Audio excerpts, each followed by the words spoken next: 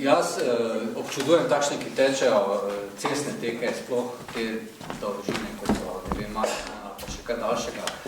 Ker to pa je res, to meni pomeni res ena hudih psihološki napor, ne. Mogoče tudi zaradi tega, raje tečem pred teke, ker tam je fokus vseeno nekako na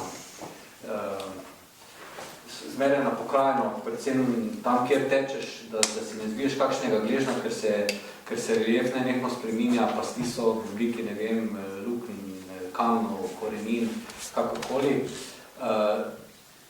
Spremenil me je mogoče v tem smislu ta odnos do narave.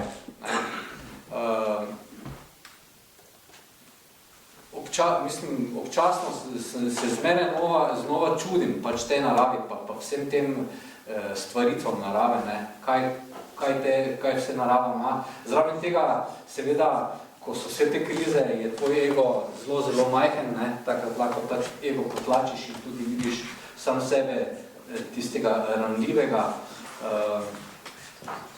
Tek me je naučil, da je v bistvu ta tek na dolge proge kot eno življenje, je polno padcev in sponov in da ko padeš, je moč, da najdeš spet, bom rekel, to v sebi, da se pobereš in greš naprej, kljub temu, da ti je zelo hudo, ne. Tako da ti potem tudi v življenju neke stvari, ki se danes marsikomu zdijo, ne vem, zelo težke, se meni zdijo easy peasy, ne.